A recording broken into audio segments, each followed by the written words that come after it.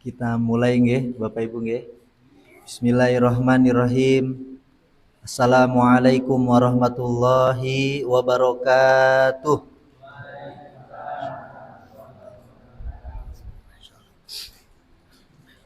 Alhamdulillah. Alhamdulillahirabbil alamin. Wassalatu wassalamu ala imamil muttaqin. Sayyidil guril muhajjalin qaidil mujahidin. Sayyidina wa habibina wa syafi'ina wa maulana Muhammadin wa ala alihi wa sahbihi wa man sara ala nahjihi wa tariqatihi ila yaumiddin. Allahumma inna nas'aluka ilman nafi'a wa rizqan thayyiba wa amalan mutaqabbala. Allahumma ighfir lana wa liwalidina warhamhum kama rabbawna shighara birahmatika ya arhamar rahimin birahmatika ya rahmanu ya rahim. Allahumma barik lana fi rajaba wa sya'bana wa ballighna ramadana. Amin ya Allah ya rabbal alamin. Alhamdulillah, Bapak Ibu sekalian, saudara-saudari kaum muslimin ingkang kaula hormati, masyaallah. Saderengipun kula ajeng tanglet rumien, pripun kabare Pak Bu? Masyaallah. Sehat nggih? Sehat Bu? Masyaallah. Alhamdulillah, masyaallah. Alhamdulillah, bersyukur pada Allah. Niki kula bahasane campur-campur boten napa-napa Mas. Masyaallah. Masya Allah. Saya Samsul Rizal. Asli kalau tinggal saya di Cilak, Blagung, Pak. J, Simo. Tapi asli saya kalau asli Bekasi. Masya Allah, Bekasi. Nih. Jadi kalau ditanya sukune nopo, kalau asli Betawi. Masya Allah. Ayah saya ke atas Betawi itu. Ibu juga ke atas Betawi, nggak ada campuran sama sekali. Masya Allah. Tapi kirangan keturunan si Pitung nopo sanes kurangan. Masya Allah. Masya Allah. Alhamdulillah, ya alhamdulillah. Kula bersyukur, kita bersyukur pada Allah Subhanahu Wa Taala. Saged rawuh di majelis ilmu, majelis zikir, majelis yang mudah-mudahan dipenuhi dengan ridho dan rahmatnya Allah Subhanahu Wa Taala. Amin ya Allah ya Rabbal alamin. Masya Allah. Meskipun kalau nggih yakin niku, niki kan jenengan tenaga sisa. Terus nggih Pak, Bu, sisa dari Sabin, sisa dari pasar ne bakul, sisa dari nggih Mbah, sisa dari sekolah, ada yang semacam-macam, tapi alhamdulillah Allah berikan dua nikmat yang luar biasa kepada kita hari ini, nikmat mau dan nikmat mampu. Wah, nikmat mau dan nikmat kata sing purun niku nggih kathah Mbah, tapi nggih Masya Allah kadang-kadang dereng mampu. Masalahnya rodo awake rodo napa nggih greges ngoten, mau wah luar biasa pun. Tapi ada juga yang kadang mampu nggih boten purun. Alhamdulillah kula lan panjenengan paringi Gusti Allah dua nikmat, kalih nikmat ingkang ageng sangat nggih niku nikmat mau lan nikmat mampu untuk bisa datang ke sini di majelis ilmu. Amin ya Allah ya Rabbal alamin. Alhamdulillah. Kalau Allah Subhanahu Wa Taala akan angkat derajat orang yang berilmu. Yarfa'illahu ladina amanu minkum waladina utul ilma darajat. Kata Allah. Rasulullah Shallallahu Alaihi Wasallam menjanjikan man salaka tariqan yaltamisu fihi ilman sahalallahu lahu bihi tariqan ilal jannah. Siapa yang nuntut ilmu, menempuh satu jalan untuk menuntut ilmu, maka Allah akan permudah jalannya menuju surga. Amin. Masya Allah. Lah, Kalau itu sering kita dengar. Tapi saya mau sampaikan, para ulama menyampaikan Bapak Ibu, nek ulama niku kiyaine poro kiai ngoten. Alim niku kiyaine poro kiai nek basa Jawi, Mbah. Masyaallah. Ngendikan keutamaan menuntut ilmu, Masya Allah. Nek kula boten wani saestu. Tapi kalau kata para ulama, rangkuman dari sekian banyak yang dibacanya, apa kata mereka? Di antara keutamaan menuntut ilmu, sama seperti jenengan sholat sunnah 1000 rakaat. Ya ngapunten, sholat sunnah nggih Pak, Bu. Kalau ajeng tanglet enten ingkang napa nggih punate salat semalam niku 1000 rakaat. Dereng nggih Pak? Wong besok tarawih mawon niku kula yakin lihat-lihat imamnya niku. Nah, sinten niki nggih? Wah. Dawa iki wis nang musala wae. Nggih endang nggih satset. Masyaallah. Masya Allah. Kata para ulama, saya nggak berani kalau saya yang nyampaikan, tapi kata para ulama ini menyemangati kita. Di antara keutamaan nuntut ilmu itu, jangan kok dari maghrib sampai isya Pak, sebentar saja Masya Allah. Menuntut ilmu, tolabul ilmi, majelis ilmu, majelis zikir, kita berada di situ, itu sama pahalanya seperti kita sholat sunnah 1000 rakaat. Masya Allah. Yang kedua, kata mereka, kata beliau para ulama, keutamaan nuntut ilmu sama seperti kita jenguk orang sakit, 1000 orang sakit. Asyifa niku pasiennya pinten niku Pak, Bu? 1000 enten mboten nggih? Mboten enten nggih. Nek plus niku tambah PKU Solo, Wah. Kirangan nggih, kula nggih dereng nate nopo nggih, ngitung belum pernah. Tapi kan ya Allah, jangan 1000 orang sakit, 2 orang sakit aja kan berat nggih Pak Bu. Karena kalau kita jenguk orang sakit tilian ngoten kan boten, nggak bakal kita kosongan, leres nggih. Mesti ada yang dibawa. Masalahnya nek kosongan, kita datang ke sana nggak bawa apa-apa. Apa yang dirasa kita tanya. Nanti dijawab, nggak ada yang saya rasa-rasa. Kamu nggak bawa apa-apa, kata Masya Allah. Coba bawa jeruk, ada rasanya, manis. Bercanda ini Pak Bu. Lah 2 aja, lah kalau 1000 itu gimana ceritanya? Maka alhamdulillahirabbil alamin. Rasulullah sallallahu alaihi wasallam menyampaikan kepada para sahabatnya, idza marartum biriyadil jannah farta'au. Wahai sahabatku, kalau kalian melewati taman-taman surga, monggo pinara. Wah. Para sahabat bingung. Nek taman mini jelas teng pundi, Pak? Jakarta. Taman Balai Kambang Solo. Taman Ringin Pitu jenengan dereng ngertos nggih? Oh, Blagung ke sana arah sumber niku Pak enten taman. Blagung nggih enten taman. Taman Ringin Pitu. Enggak, maksud saya ini para sahabat bertanya, wa mariyadul jannah ya Rasul, yang dimaksud taman-taman surga itu apa? Kita masih ada di dunia. Kalau taman mini, taman Balai Kambang jelas Solo, Jakarta. Lah ini taman surga. Rasulullah sallallahu alaihi wasallam, coba perhatikan Bapak Ibu. Kata Rasul, majalisuz zikri. Yang dimaksud dengan taman-taman surga adalah majelis-majelis zikir, majelis-majelis ilmu. Mudah-mudahan kita yang hari ini Allah mampukan, bukan gara-gara kita Pak, Bu.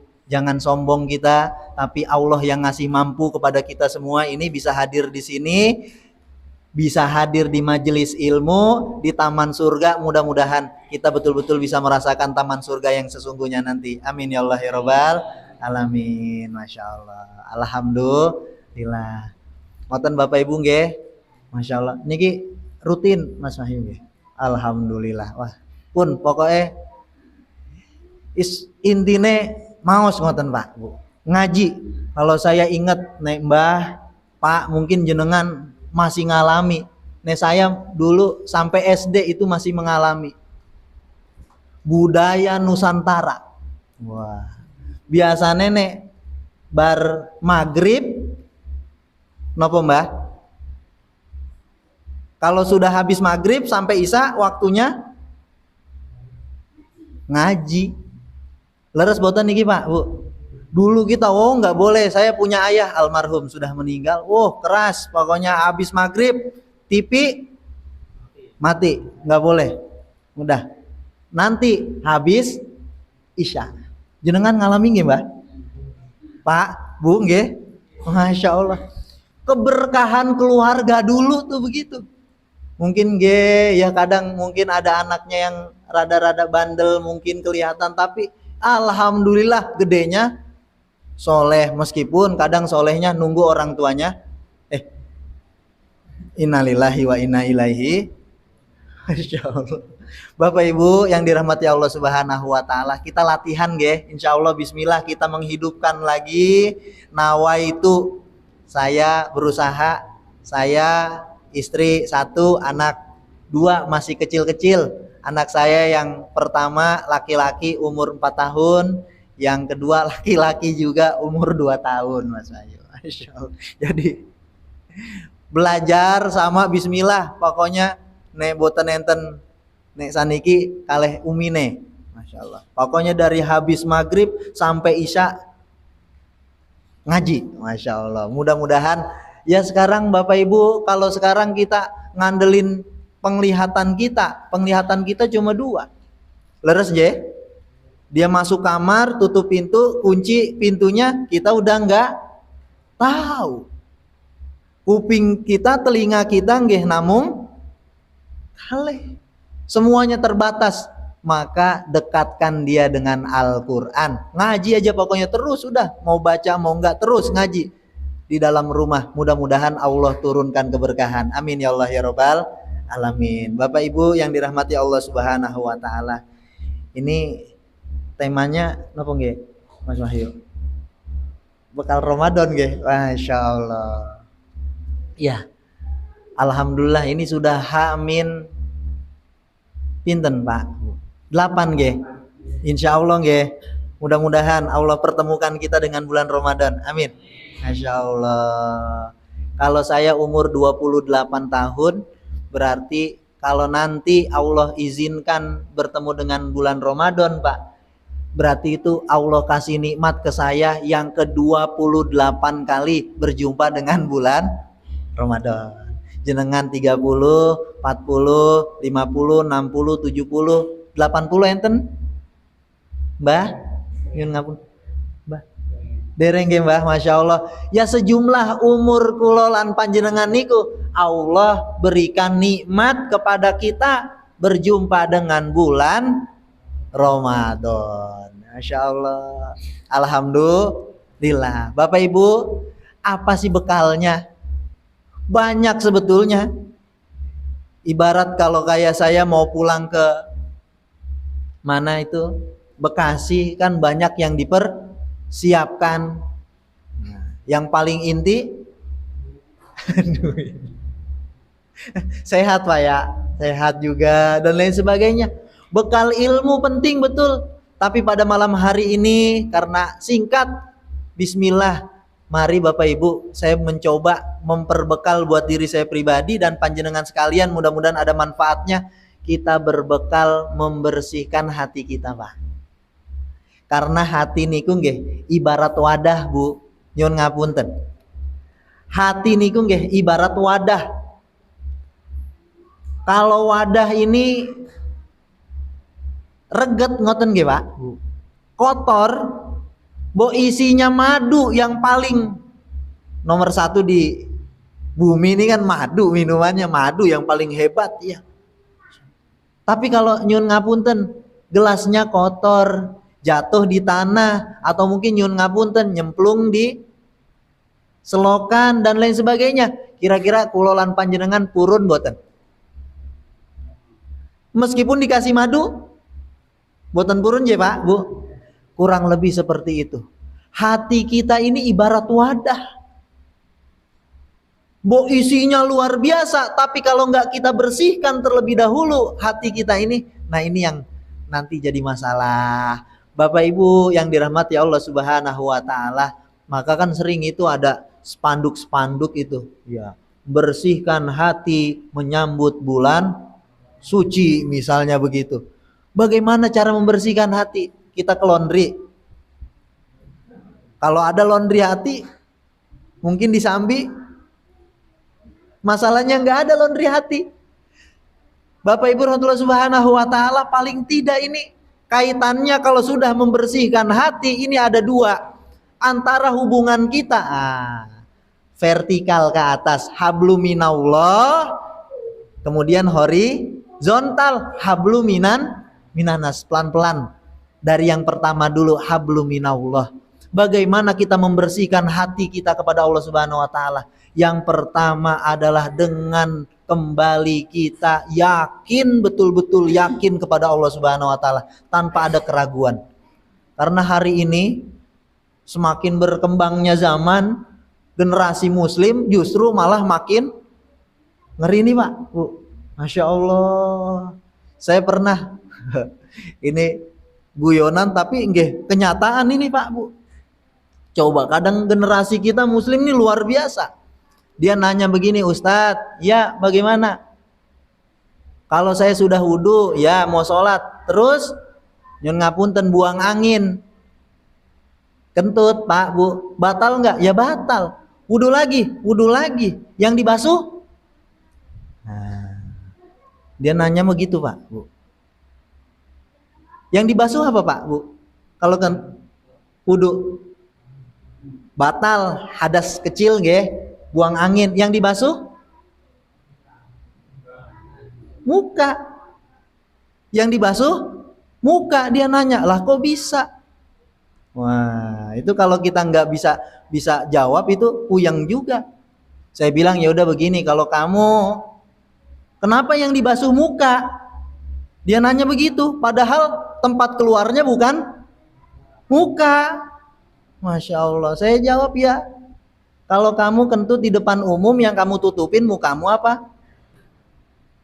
Ya muka saya malu. Nah itu makanya basuh mukanya itu, bersihin. Masya Allah. Bapak Ibu rahmatullah subhanahu wa ta'ala, keyakinan kita kepada Allah Subhanahu wa ta'ala yang pertama, nggak boleh ragu. Kalau kemarin bulan Rajab kita diingatkan dengan peristiwa yang namanya Isra Mi'raj. Bapak Ibu coba, itu peristiwa Isra Mi'raj itu kan nggak masuk akal, leres nggih? Masya Allah. Tapi kita wajib beriman. Padahal kalau kita mau merenungi sebentar saja dari firman Allah Subhanahu wa taala dalam surat Al-Isra ayat pertama, A'udzubillahi minasyaitonirrajim. Bismillahirrahmanirrahim.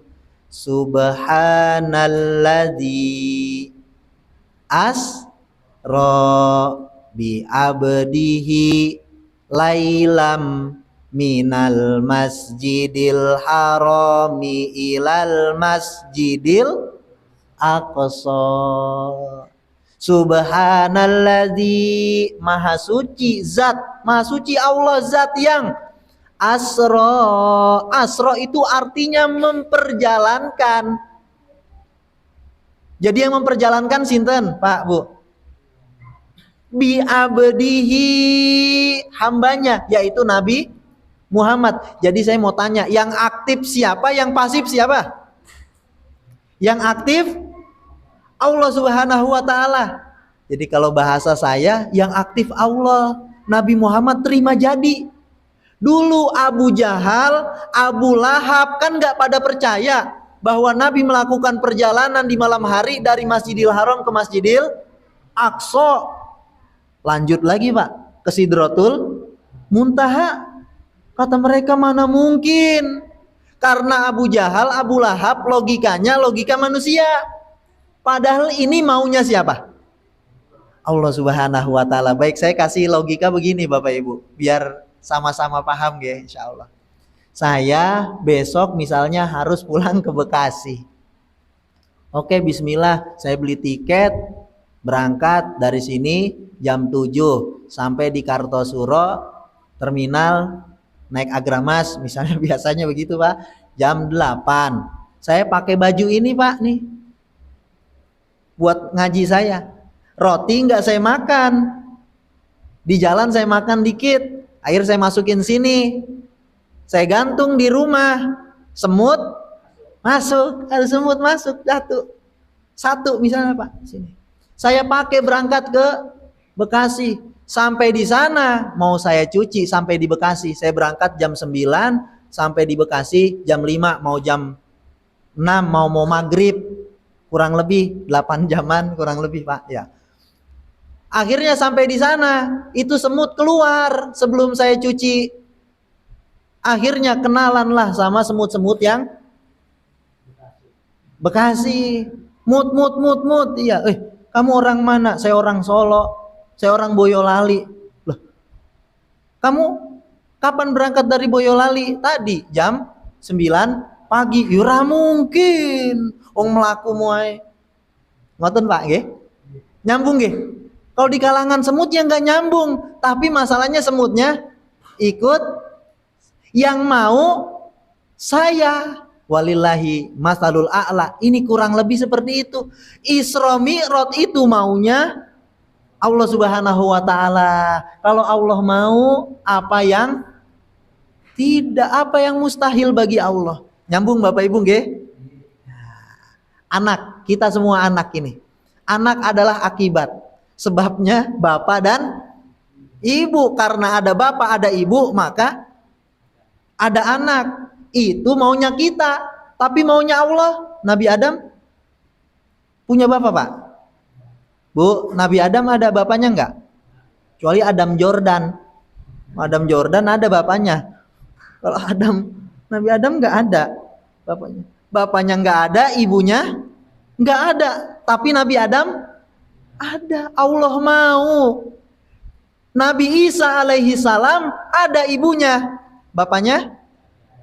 Insya Allah. Tapi kadang kita miris hari ini Bu. Bismillah kita rawat anak-anak kita nggih, terutama yang perempuan. Karena kadang anak perempuan sekarang gak mau kalah sama Siti Maryam. Nyambung Pak Bu nggih. Masya Allah. Ya Allah, mudah-mudahan anak-anak kita anak yang solehah. Amin. Masya Allah, bisa jaga harga dirinya. Masya Allah. Amin ya Allah ya Rabbal Alamin. Maunya Allah Isra Mi'raj. Maksud saya kaitannya dengan yang tadi kita membersihkan hati yang pertama, yakin kepada Allah Subhanahu wa taala. Kalau Allah yang mau, apa yang mustahil, apa yang tidak mungkin, maka menghadapi bulan Ramadan nanti kita harus tambah keyakinan kita kepada Allah Subhanahu wa taala. Kemudian Bapak Ibu, yang kedua ini kaitannya dengan hablu minanas. Masya Allah, kita harus bersihkan hati kita. Jangan sampai sebagaimana yang Rasulullah SAW nyampaikan kepada salah seorang perempuan. Apa kata Rasul? Perempuan itu berpuasa dari yang halal, tapi dia tidak berpuasa dari yang haram. Saya mau tanya, kalau ajeng tanglet Bapak Ibu, bakso niku halal nopo haram? Halal je. Bulan Ramadan kita makan nggak? Siang-siang? Boten je. Es teh jumbo. Wah, monggo lah, mau yang wawawa, yang wow apa itu mungkin banyak je. Halal nopo haram Bu? Halal je. Tapi di siang, pagi hari bulan Ramadan kita puasa. Es teh jumbo halal. Bakso halal. Pokoknya makanan dan minuman niku nggih halal. Tapi kalau ajeng tanglet ngerasani tonggo niku halal nopo haram? Kira-kira kita puasa nggak nanti di bulan Ramadan ya? Bu, bismillahirrahmanirrahim. Jangan sampai kita puasa dari yang halal, tapi kita tidak berpuasa dari yang haram. Ngerasani tonggo niku nggih haram mbok bulan Ramadan nopo bulan-bulan liyane nggih tetap haram. Makanya kita perlu, kalau kata para ulama itu kita harus hati-hati. Betul, memang ada hal-hal yang bisa membatalkan puasa kita. Ya, tapi kita juga harus ngerti dan hati-hati. Ada hal-hal yang membatalkan pahala puasa kita. Kalau yang membatalkan puasa kita diringkas jadi 9 misalnya Pak, Bu. Ada 9 yang membatalkan puasa kita. Satu, yang pertama, kita belajar bismillah. Memasukkan sesuatu ke salah satu dari 5 lubang. Yang pertama itu. Apa saja 5 lubang itu? 1, lubang mulut. Batasannya kapan? Ketika sesuatu itu ketelen. Wah. Jadi kalau nopo nggih, sedotan main-main gitu, kalau nggak ketelen nggak batal, tapi tetap makruh karena khawatir nanti mungkin kita sambil gigit-gigitin sendal jepit. Bercanda nggih Pak Bu ya. Wah, itu kalau ketelen nanti sendal jepitnya puasa kita batal. Tapi kalau nggak tertelan tidak. Nah, ibu-ibu kejawab. Kalau saya masak mau nyicipin boleh. Yang penting jangan ditelan, dilepeh lagi kemudian kumur-kumur. Kalau kita nggak usah Pak. Kalau kita biasanya nyicipinnya semangkok masalahnya. Ya Pak ya Pak. Kalau kita semangkok. Mulut yang pertama. 2, lubang apa? Hidung. 3, lubang apa? Telinga. 4, 5, nyun ngapunten, lubang jalur depan dan jalur belakang. Kalau ada masuk sesuatu ke salah satu 5 lubang tersebut, maka puasa kita batal. Yang pertama, itu kalau yang membatalkan puasa. Yang kedua, apa yang membatalkan puasa? Hilangnya akal. Misalnya ini Pak, Bu. Wah, hilangnya akal tingkatannya banyak. Yang paling ekstrim adalah gila. Masya Allah, puasanya batal. Mau gilanya sengaja maupun tidak sengaja. Nah, iya Pak, ada yang gilanya sengaja, mungkin dia nyun ngapunten, tapi bukan hanya sekedar mabuk, tapi sampai gila. Atau nyun ngapunten, pil, sabu dan lain sebagainya, obat-obatan terlarang niku. Gilanya sengaja, batal puasanya. Kalau gila tidak sengaja, sama, batal puasanya. Hilang akal tingkatan yang kedua yang agak ringan, yaitu mabuk atau pingsan. Nah, dia bisa membatalkan puasa, tapi dengan catatan pingsannya 1 hari full. Lagi sahur nih Pak, kemudian apa itu? Kaget, innalillahi, pingsan, nggak bangun sampai azan maghrib, maka itu puasanya batal. Nah, nyambung nggih. Tapi kalau tidak 1 hari full, misalnya pingsan subuh, kemudian jam 12 bangun, aku wis sahur urung pun katanya, terus pingsan lagi. Nah, itu puasanya tidak batal. Yang ketiga, tingkatan yang paling rendah hilangnya akal adalah tidur. Nah, tidur mau dari sahur sampai sahur lagi juga itu tidak membatalkan puasa. Masya Allah. Itu mungkin sekilas yang bisa membatalkan puasa. Tapi kita juga harus paham Bapak Ibu rahmatullah subhanahu wa ta'ala. Monggo yuk sama-sama kita absen, biar nanti kita hati-hati nih. Dengan apa? Dengan sesuatu yang bisa membatalkan pahala puasa kita. Nopo mawon niku Pak Bu, yang bisa membatalkan puasa, membatalkan pahala puasa. Setunggal, ngerasani tonggo, nomor kalih ngerasani konco. Insyaallah. 3, ngerasani keluarga. Wah, ini semua yang kita khawatirkan di bulan Ramadan kan kita pengen memasukkan pahala. Leres je Pak Bu. Leres nje? Kita invest sebanyak-banyaknya pahala. Nah, kalau pakai bahasa kerennya ini lagi diskon besar-besaran, ayo terus. Pahalanya Allah lipat gandakan. Mepeng mungkin kita, ajak sholat tarawih kita. Saumnya nggak putus, sedekahnya terus, iftar. Takjil buat takjil terus, qiraatul Qur'annya alhamdulillah selesai 1 juz, pertengahan 15 juz sampai juz 30. Diulang lagi 2 kali hatam Quran, 3 kali hatam Quran.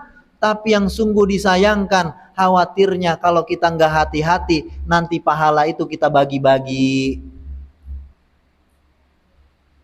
Karena kita baik hati. Kok bisa kita bagi-bagi, Bu? Kita beli sayur, ngerasani tukang. Kalau ada tukang sayur enggak Pak, tukang bakso. Kita beli bakso, ngerasani tukang sayur. Kita ke tetangga, ngerasani konco.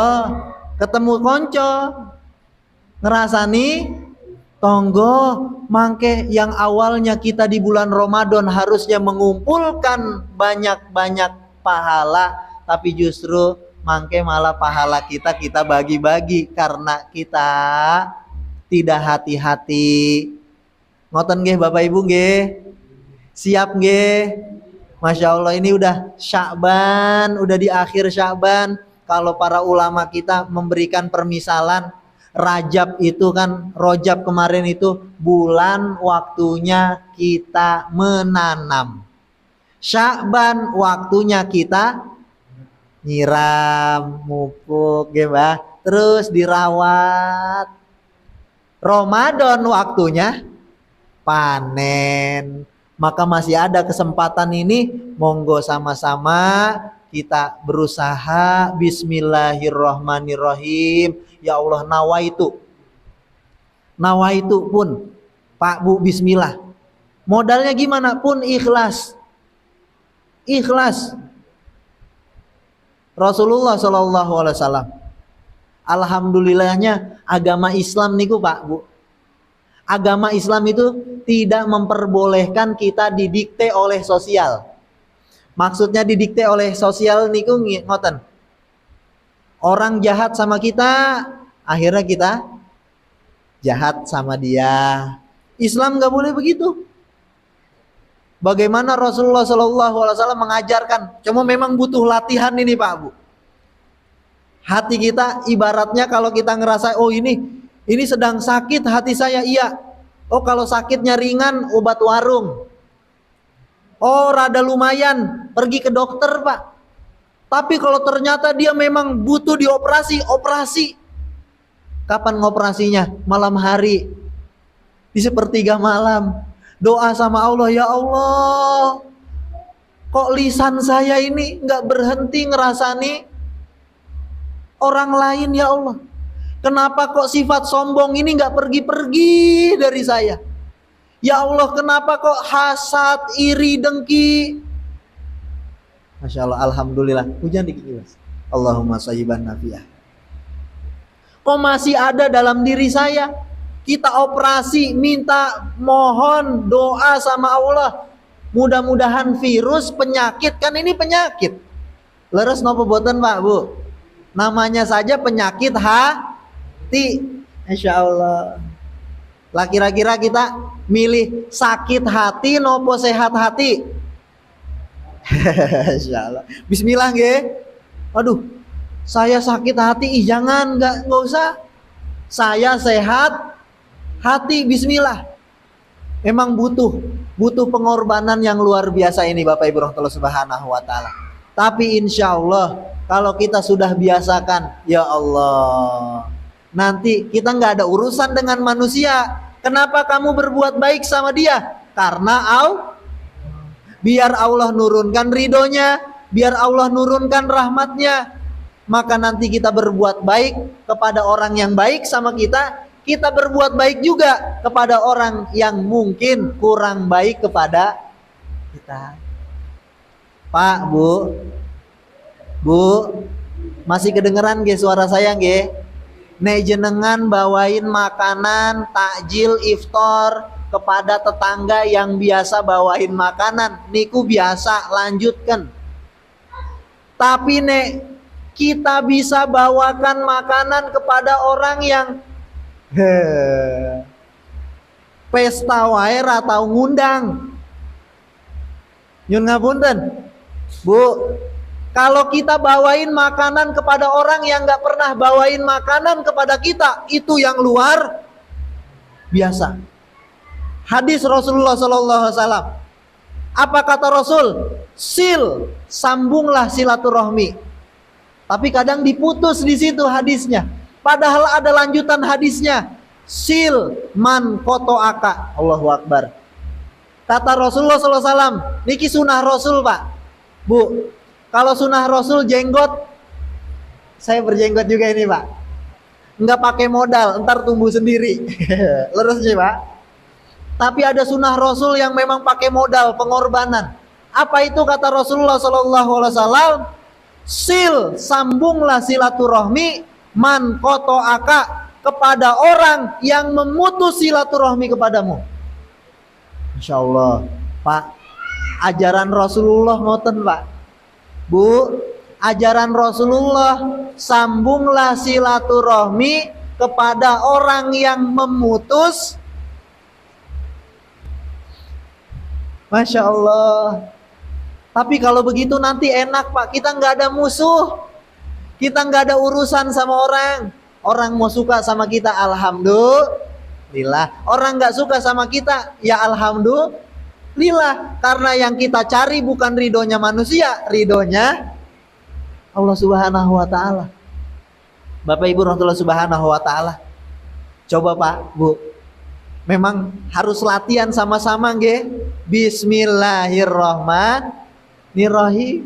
Kadang kita bilang, sakit hati aku, Mas. Lah kenapa? Karena omongannya misalnya. Lah kok kita mau disetir sama omongan orang lain? Kenapa kok kamu jahat sama dia? Habis dia jahat sama saya, karena dia jahat sama saya. Lah kok kita mau hidup kita disetir sama perilaku orang lain? Maka Bapak Ibu rahmatullah Subhanahu wa Ta'ala, nyun ngapunten nggih Pak, Bu. Emang buat bersihin hati niku nggih tadi. Kalau mungkin saya niatin ini buat ngoperasi hati saya lan panjenengan nggih. Apalagi kadang biusnya habis, Pak. Waduh. Sakitnya luar biasa. Tapi insya Allah, Bapak Ibu rahmatullah Subhanahu wa Ta'ala, saya kasih obat biusnya terakhir ini. Bismillah. Saya kasih obat biusnya. Biar kita bakoh, bismillah, saya tetap baik. Mau orang jahat sama saya tetap baik. Saya kasih biusnya 2, bismillah. Yang pertama, dakwatul muslim, dakwatul mar'i li akhihil muslim mustajabah. Au kama qala alaihi salatu wassalam. Dalam riwayat, doa seorang muslim untuk saudaranya yang lain, saudara muslim yang lain ini, tanpa diketahui sama muslim yang lainnya, sama kawannya tadi, mustajabah. Apa itu Pak, Bu? Mustajab. Faqala lahul malak, amin walaka bimislin. Ketika kita mendoakan saudara kita muslim, apalagi nyun ngapunten, kita mendoakan kebaikan untuk saudara tetangga yang mungkin kurang baik sama kita, itu nanti akan ada malaikat di samping kita yang menjawab amin walaka bimislin. Kamu yang pertama kali mendapatkan doamu. Halo Bapak Ibu, kita doain saudara kita yang mendoakan kita, malaikat. Saya mau tanya, kira-kira mustajab mana doa kita sama malaikat? Di antara sifat malaikat, la ya'sunallaha ma amarahum malaikat tidak pernah bermaksiat kepada Allah. Bius yang pertama itu Pak Bu, mungkin kita dengar you Bu misalnya, nggih pripun masa tadi jenengan dirasani loh kalih sinten niku tonggone jenengan pas ngarep niku, jenengan langsung doa Pak Bu, ya Allah mudah-mudahan anaknya jadi anak yang soleh dan solehah, meskipun sambil ya Pak Bu ya, ya Allah mudah-mudahan bisnisnya jalan lancar berkah. Itu malaikat amin. Anak kamu duluan yang soleh, anak kamu duluan yang solehah, anak kamu duluan yang jadi hafid, anak kamu duluan yang jadi hafizoh, bisnis kamu dulu yang lancar, bisnis kamu dulu yang berkah. Maka pertanyaannya, kira-kira mau nggak didoain sama malaikat Bapak Ibu? Purun boten, purun boten, purun je. Banyak-banyak doa yang baik buat saudara kita, terutama saudara kita singanyel teh. Ini obat biusnya yang pertama. Sedikit lagi nggih Mas Wahyu. Obat bius yang kedua, ini suara saya masih jelas boten niki Pak Bu? Jelas nggih? Bismillah. Obat bius yang kedua, bismillah. Apa itu? Nanti Bapak Ibu, Allah akan memanggil, menyeru, ainal mutahabbuna bijalali, mana orang-orang yang dulu saling mencintai karenaku. Al-yaum, pada hari ini, uzilluhum yaumala zilla illa zilli, aku pengen naungi dia dengan naunganku yang tidak ada naungan selain naunganku pada hari ini, kata Allah Subhanahu wa ta'ala. Buat orang-orang yang saling mencintai. Kemudian setelah itu Allah perintahkan orang-orang tadi untuk berjalan masuk ke dalam surganya Allah Subhanahu wa ta'ala. Rombongan tadi Pak, nanti ada orang yang kaget, dia nggak ikut rombongan. Kenapa? Sini dulu fulan, selesaikan dulu urusanmu dengan si fulan. Bukankah kamu dulu pernah bilang, saya pokoknya sampai kapanpun gak akan ridho Mas, gak akan ridho Mbak, tak tuntut di akhirat. Ya Allah, akhirnya rombongan tadi sudah disuruh Allah masuk ke dalam surga, tapi dia masih ngurusi dendamnya dengan